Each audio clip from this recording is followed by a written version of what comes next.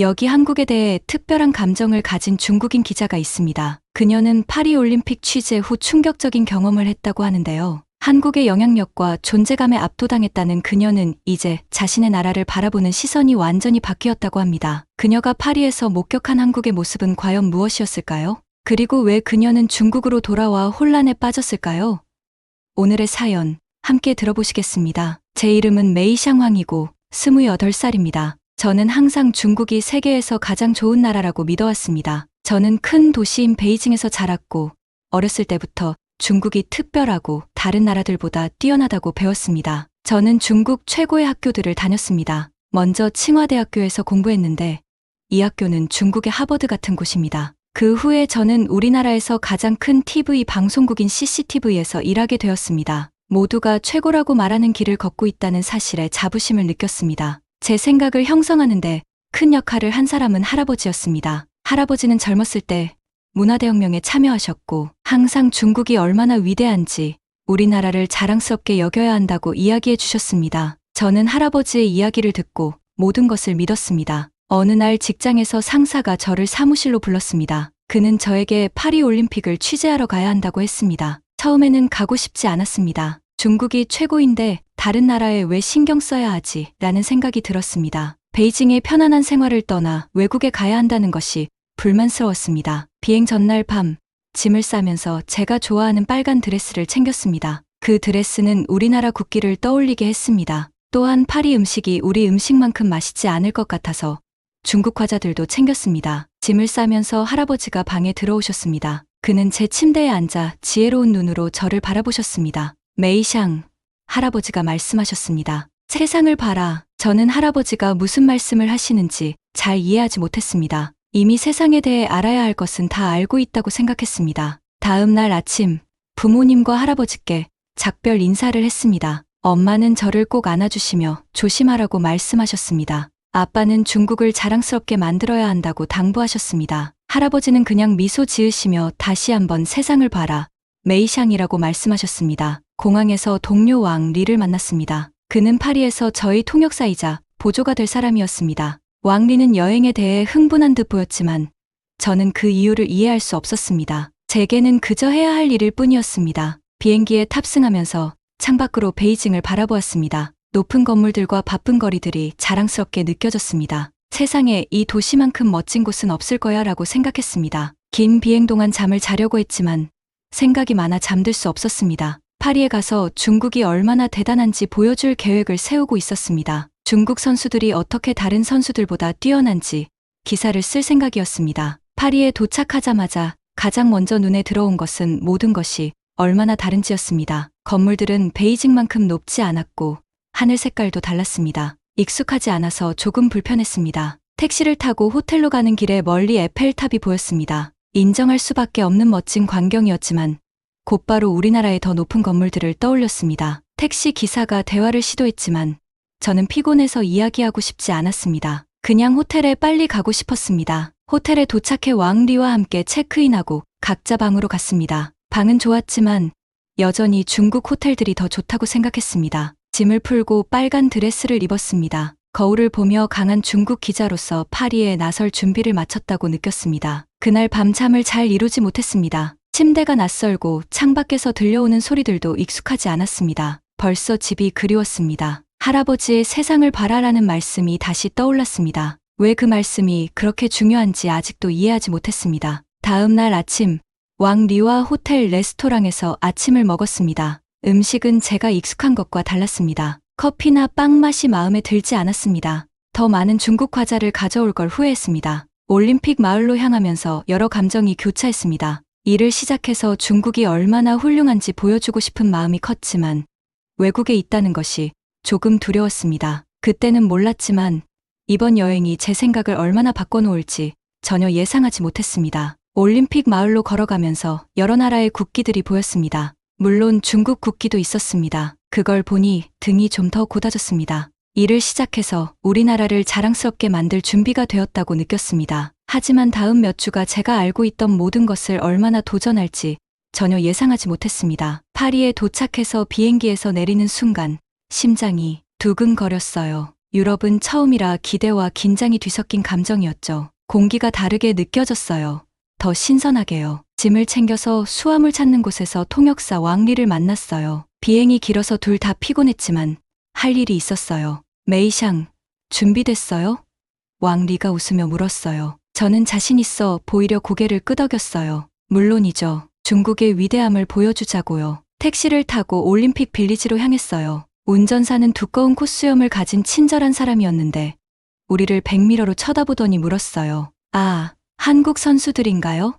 서툰 영어로요. 깜짝 놀랐어요. 우리가 한국인으로 보였나? 아니에요. 중국인이에요. 얼른 말했어요. 운전사는 고개를 끄덕이더니 다시 물었어요. K-pop 좋아해요?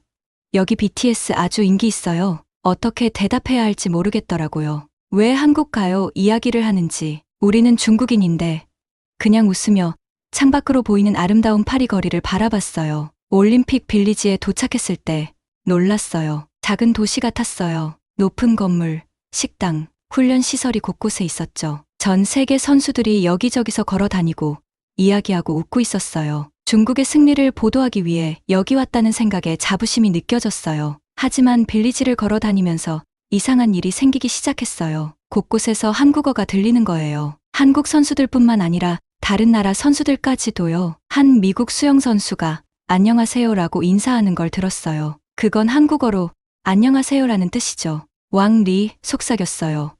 왜 이렇게 많은 사람들이 한국어를 말하는 거죠? 그녀는 어깨를 으쓱했어요. 한국어가 인기 있는 건가? 영어처럼? 고개를 저었어요. 그럴 리가 없다고 생각했어요. 계속 걸으면서 더 놀라운 것들을 봤어요. 긴 줄이 있었는데 무엇을 기다리는지 궁금했어요. 이 줄은 뭐예요? 브라질 선수에게 물었어요. 아, 이건 한국 도시락 줄이에요.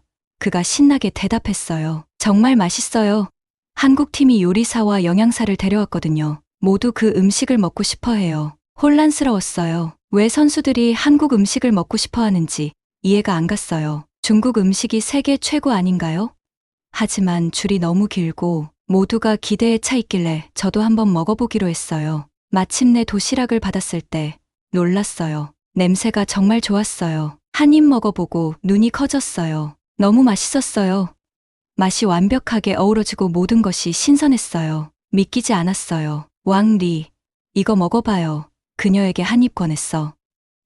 그녀도 동의했어요. 와, 진짜 맛있어요. 이런 한국 음식 처음 먹어봐요. 우리가 먹는 동안 근처에서 선수들이 대화하는 소리가 들렸어요. 한국 팀이 얼마나 준비를 잘했는지 이야기하고 있었어요. 한국은 코치뿐만 아니라 의사, 물리치료사, 심지어 정신건강 상담사까지 데려왔다는 거예요. 질투심이 들었어요. 왜 중국은 이런 준비를 안 했을까? 우리가 최고여야 하는데 한국이 모두를 놀라게 하고 있었어요. 그날 저녁 선수들이 모여있는 곳을 보았어요. 가까이 가보니 모두 스마트폰을 보고 있었어요. 최신 삼성 모델로 특별한 올림픽 기능이 있더라고요. 이거 정말 멋져요.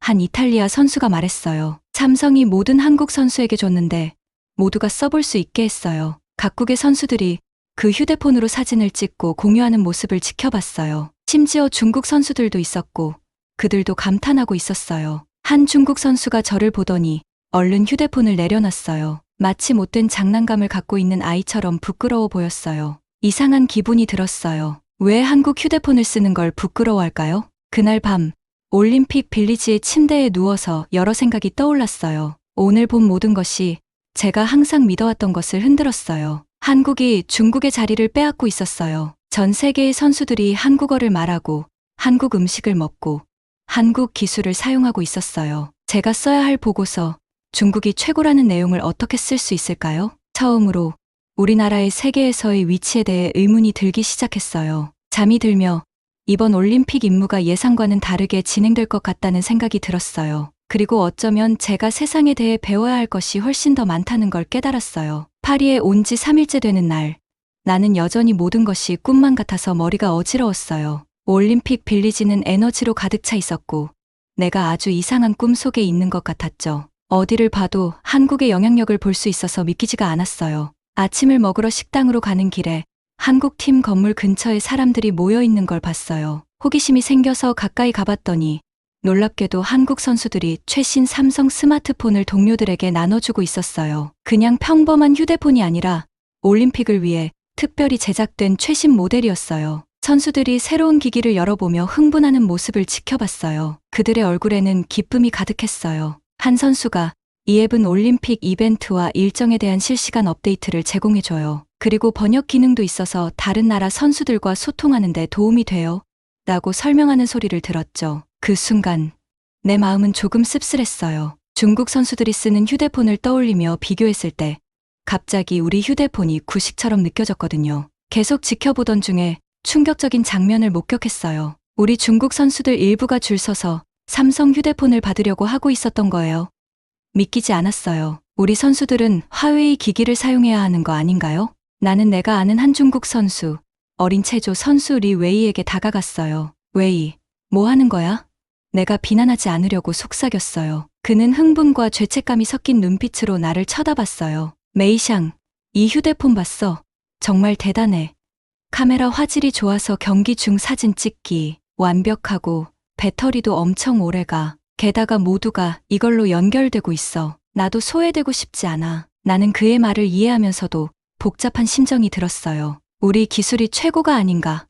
항상 그렇게 믿어왔고 그렇게 들었으니까요. 하루 종일 중국뿐만 아니라 전 세계의 많은 선수들이 이 삼성 휴대폰을 사용하는 모습을 계속 보게 되었어요. 셀카를 찍고 가족과 영상 통화를 하고 번역 앱을 사용해서 서로 대화하고 있었죠. 이 휴대폰이 올림픽 정신의 상징이 된 것 같았어요. 사람들을 하나로 모으는 역할을 하고 있었어요. 하지만 휴대폰만이 아니었어요. 어디를 봐도 한국의 영향력을 느낄 수 있었어요. 선수 라운지에서는 큰 삼성 TV로 한국 드라마를 보는 사람들이 모여 있었고, 체육관에서는 운동하면서 K-팝 음악을 듣고 있었어요. 기념품 가게에서는 한국 뷰티 제품과 간식을 사는 사람들도 보였어요. 기자로서 나는 중국의 성과를 보도해야 한다는 걸 알았어요. 하지만 눈앞에서 벌어지고 있는 일을 무시할 수는 없었죠. 한국은 노력 없이 사람들의 마음을 사로잡고 있는 것 같았어요. 그날 저녁, 나는 평생 해보지 못한 일을 결심했어요. 바로 카페테리아에서 한국 음식을 사 먹는 것이었어요. 자리에 앉아서 먹기 시작했을 때 다른 많은 기자들도 같은 일을 하고 있는 것을 봤어요. 그 맛은 환상적이었어요. 매운맛, 단맛, 짠맛이 완벽하게 어우러져 있었어요. 인정할 수밖에 없었죠. 정말 맛있었어요. 내 옆에 앉아있던 미국 기자가 웃으며 말했어요. 잘 선택했어요. 여기에 온 이후로 매일 한국 음식을 먹고 있어요. 이렇게 많은 사람들에게 이런 고품질의 음식을 제공하다니 놀라워요. 나는 비빔밥을 먹으며 고개를 끄덕였어요. 그들은 올림픽의 모든 면에서 많은 노력과 계획을 기울였다는 생각을 지울 수 없었어요. 음식부터 기술까지 모든 것이 최고였어요. 그날 밤, 침대에 누워서 나는 많은 생각에 잠겼어요. 지난 며칠 동안 본 모든 것이 내가 중국의 우월성에 대해 항상 믿어왔던 것을 흔들고 있었어요. 훨씬 작은 나라가 세계 무대에서 이렇게 큰 영향을 미치고 있었어요. 어떻게 이런 일이 가능할까요? 삼성 휴대폰을 몰래 사용하는 중국 선수들, 한국 음식 줄을 서는 사람들, 한국 문화에 대해 진정한 존경을 보여주는 사람들을 생각했어요. 중국에 대한 억지로 보이는 존경과는 너무 달랐어요. 내 인생에서 처음으로 내가 알고 있던 모든 것을 의심하기 시작했어요. 중국이 정말 내가 항상 믿어왔던 만큼 선진적이고 영향력 있는 나라일까요?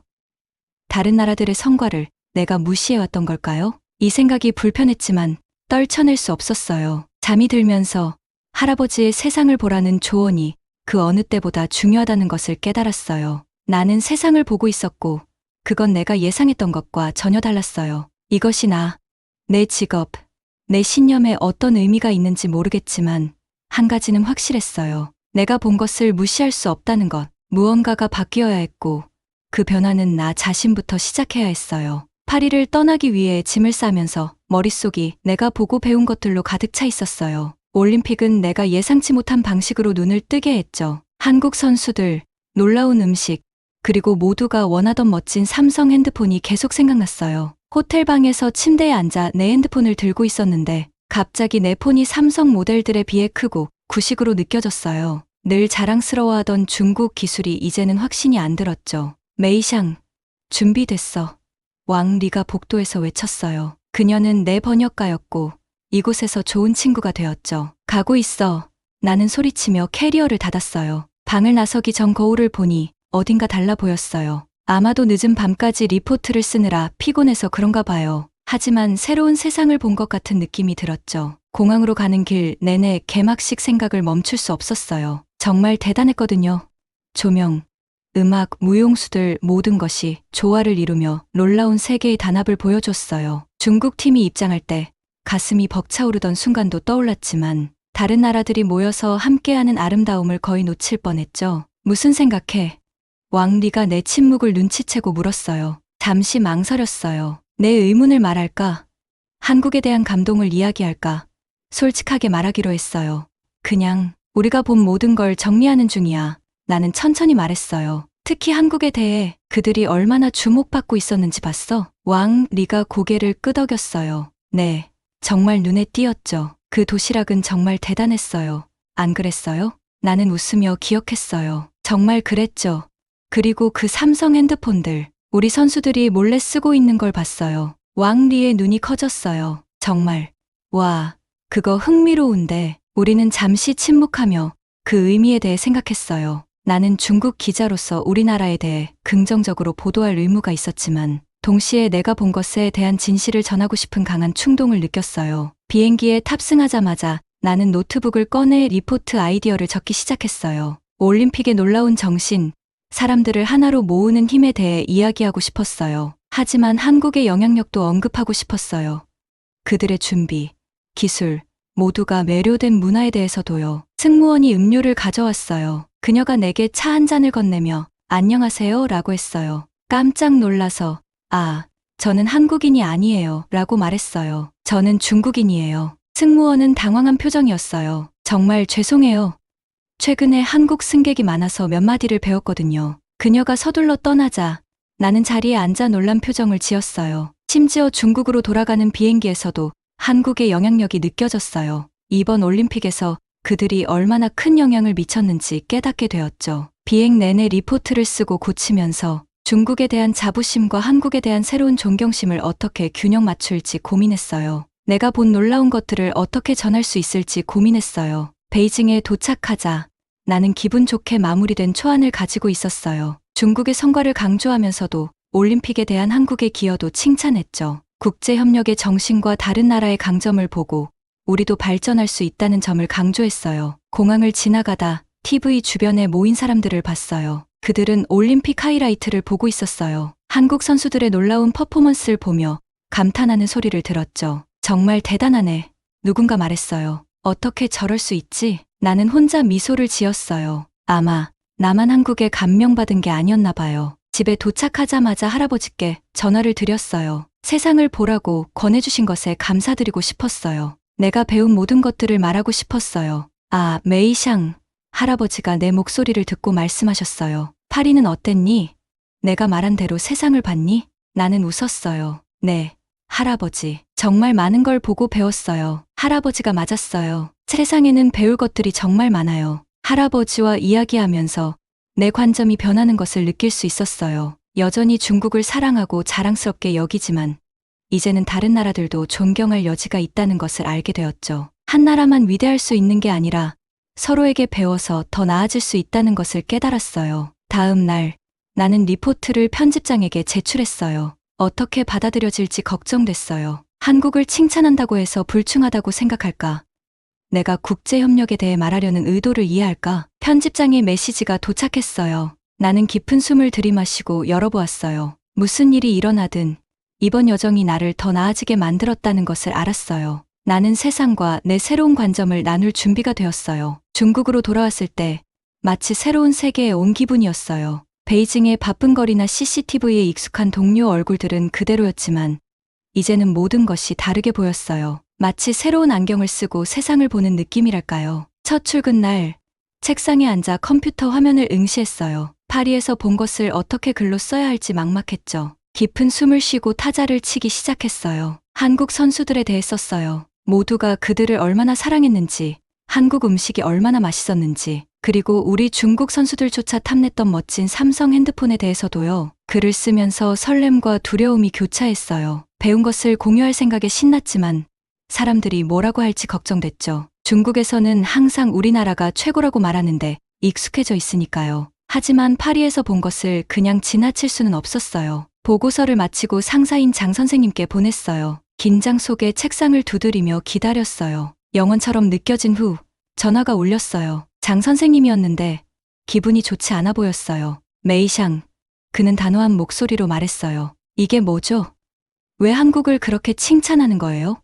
우리 중국 선수들에 대한 내용은 어디 있죠? 깊은 숨을 쉬고 목소리를 가다듬었어요. 장 선생님, 제가 본 것을 그대로 보고한 거예요. 한국 선수들의 존재감이 정말 인상적이었어요. 시청자들도 이걸 알아야 한다고 생각해요. 장 선생님은 잠시 침묵했어요. 그러고는 메이샹, 너를 몇 년 동안 봐왔어. 너는 항상 자랑스러운 중국 기자였잖아. 파리에서 무슨 일이 있었던 거야? 라고 말했어요. 그의 말이 아팠지만 제 입장을 지켜야 했어요. 선생님, 저는 여전히 중국인인 것이 자랑스러워요. 하지만 다른 나라로부터 배울 것도 있다고 생각해요. 그게 올림픽의 정신 아닌가요? 장 선생님은 한숨을 쉬었어요. 생각해보겠어.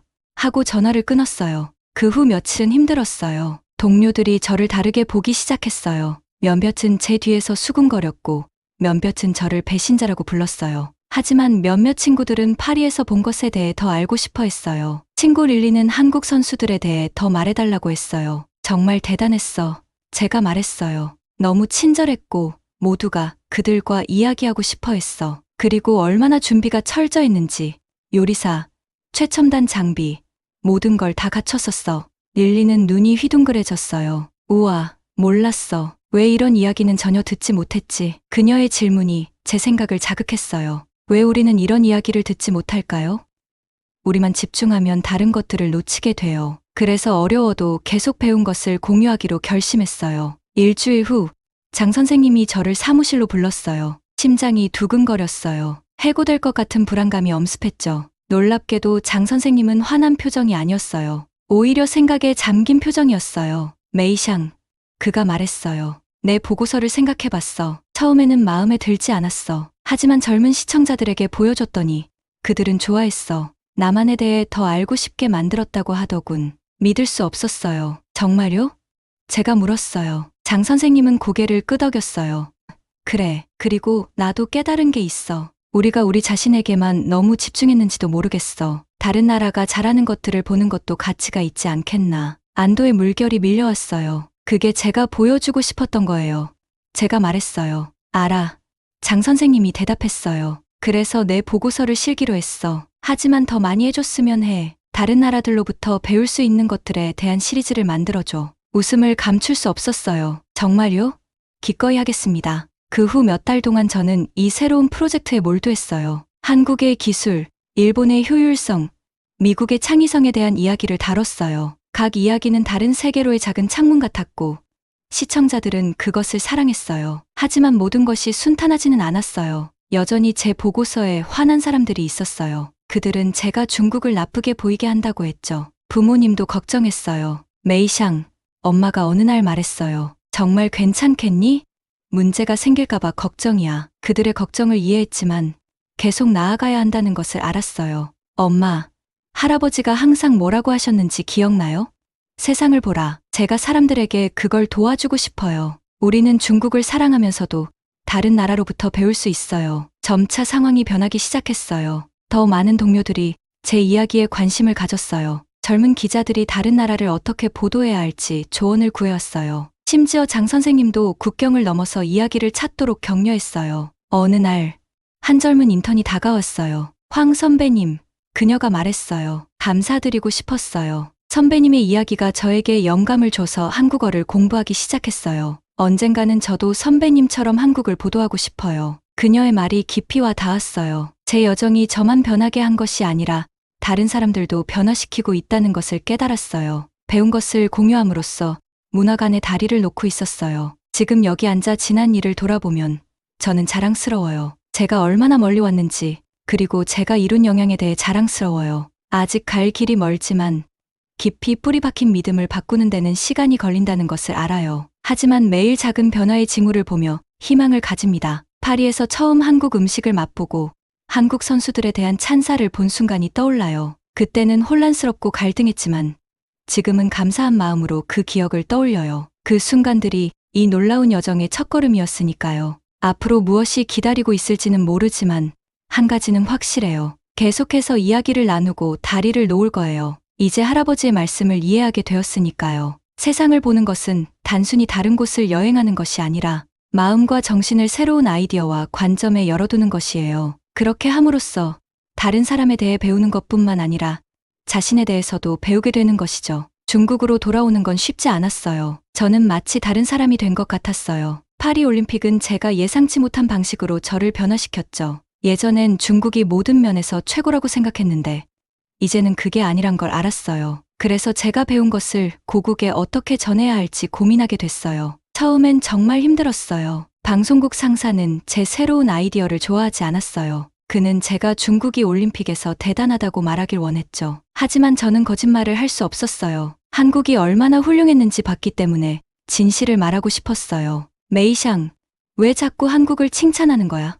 어느 날 상사가 물었어요. 그의 얼굴은 마치 신것을 먹은 것처럼 찌푸려졌죠. 저는 깊은 숨을 쉬었어요. 그들이 정말 잘했기 때문이에요. 라고 말했죠. 그들의 선수들은 친절했고 열심히 했어요. 그들의 기술은 놀라웠고 우리는 그들로부터 배워야 해요. 상사는 그 말을 좋아하지 않았어요. 그는 고개를 저으며 제 보고서를 다시 쓰라고 했어요. 하지만 저는 그러고 싶지 않았어요. 제가 본 것을 알고 있었고 그것을 나누고 싶었어요. 그래서 용기를 내기로 했어요. 한국 선수들이 어떻게 도시락을 나눴는지, 그들의 스마트폰이 올림픽에서 모든 사람에게 어떻게 도움이 되었는지, 그리고 전 세계 사람들이 한국어를 배우고 한국 문화를 사랑하게 된 이야기를 썼어요. 제 보고서가 TV에 방영되었을 때 많은 사람들이 화가 났어요. 방송국에 악성 메시지를 보내고 어떤 사람들은 저를 배신자라고 부르기까지 했어요. 그 말들이 저를 상처받게 했지만 저는 옳은 일을 하고 있다는 걸 알았어요. 제 가족도 혼란스러워했어요. 부모님을 방문했을 때 그들은 걱정스러운 표정이었어요. 메이샹, 왜 한국에 대한 이런 말을 하는 거야? 엄마가 물었어요. 더 이상 중국을 사랑하지 않는 거니? 저는 부모님과 앉아서 파리에서 본 모든 것을 설명했어요. 한국 선수들의 친절함, 놀라운 기술, 그리고 모든 사람들이 한국을 사랑하게 된 이야기를 전했죠. 엄마, 저는 중국을 사랑해요. 라고 말했어요. 하지만 우리나라를 사랑한다고 해서 다른 나라로부터 배울 수 없다는 건 아니에요. 한국은 정말 훌륭한 일을 했고 우리는 그들로부터 배워서 중국을 더 나아지게 할 수 있어요. 시간이 좀 걸렸지만 부모님도 이해하기 시작했어요. 그들은 호기심을 가지고 제가 올림픽에서 본 것들에 대해 더 많은 질문을 하기 시작했어요. 직장에서도 천천히 변화가 일어나기 시작했어요. 몇몇 젊은 기자들이 저에게 와서 이야기를 나누었죠. 그들은 제 이야기에 흥미를 느끼고 더 알고 싶어 했어요. 한국 도시락에 대해 이야기해 주세요.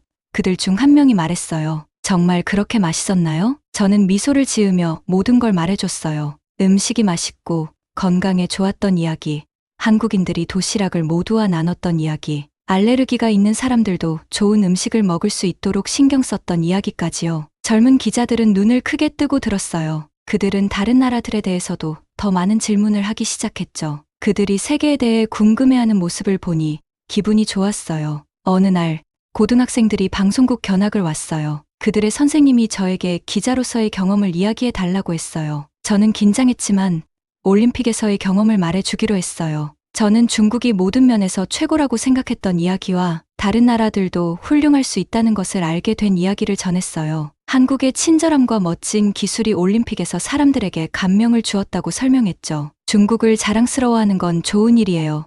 라고 학생들에게 말했어요. 하지만 다른 나라로부터 배우는 것도 중요해요. 그래야 우리가 더 나아질 수 있어요. 학생들은 많은 질문을 했어요. 그들은 한국 문화에 대해 더 알고 싶어 했고 다른 나라에 대해 어떻게 배울 수 있는지도 궁금해했어요. 그들이 그렇게 관심을 보이니 제가 뭔가 중요한 일을 하고 있는 것 같았어요. 시간이 지나면서 더 많은 사람들이 제 이야기를 듣기 시작했어요. 제 보고서가 온라인에서 공유되기도 했죠. 사람들은 한국과 다른 나라들에 대해 새로운 방식으로 이야기했어요. 그들은 호기심을 갖고 더 알고 싶어 했어요. 항상 쉬운 일만은 아니었어요. 다른 나라가 어떤 면에서 뛰어나다고 말할 때마다 화를 내는 사람들도 있었지만 저는 계속 나아갔어요. 진실을 공유하고 사람들에게 세상을 더 잘 이해하게 돕는 것이 중요하다는 걸 알았기 때문이에요. 저는 스스로 한국어를 배우기 시작했어요. 어렵지만 재미있었어요. 심지어 온라인에서 한국 친구들도 사귀었어요. 그들은 제가 연습할 수 있게 도와줬고 그들의 문화를 더 많이 가르쳐줬어요. 서로 열린 마음으로 배운다면 얼마나 많은 것을 배울 수 있는지 깨달았어요. 세상을 보라고 하셨던 할아버지는 저를 자랑스러워 하셨어요. 제가 할아버지를 방문했을 때 그는 미소를 지으며 제 손을 토닥였어요. 너 정말 많이 컸구나, 메이샹 라고 할아버지가 말씀하셨어요. 너는 열린 눈으로 세상을 보았구나. 그거 참 잘했어. 그의 말은 제 마음을 따뜻하게 했어요. 저는 변했지만 좋은 방향으로 변했다고 느꼈어요. 여전히 중국을 사랑하지만 이제는 다른 나라들도 소중하게 생각할 수 있게 되었어요. 몇 달이 지나면서 저는 계속해서 다른 문화에 대한 이야기를 나눴어요. 한국에서 본 좋은 일들뿐만 아니라 다른 나라들의 이야기들도요. 저는 사람들이 세상이 넓고 배울 것이 많다는 걸 알게 돕고 싶었어요. 요즘 거리를 걷다 보면 사람들이 저를 알아봐요. 그들은 다가와서 제 이야기를 좋아한다고 말해줘요. 심지어 어떤 사람들은 제가 그들의 세상을 다르게 생각하게 도왔다고 말해줘요. 그런 말을 들으면 제가 중요한 일을 하고 있다는 생각이 들어요. 앞으로 어떤 일이 일어날지는 모르겠어요. 하지만 세상에서 본 진실을 계속 말할 거예요. 다른 문화를 배우고 배운 것을 나눌 거예요. 이제는 강하다는 게 우리가 최고라고 생각하는 게 아니라 다른 사람들로부터 배우고 항상 더 나아지려고 노력하는 것이라는 걸 알았으니까요. 파리에서 돌아왔을 때 제 여정은 끝난 게 아니었어요. 오히려 이제 막 시작한 것 같아요. 앞으로 어디로 갈지 기대가 돼요.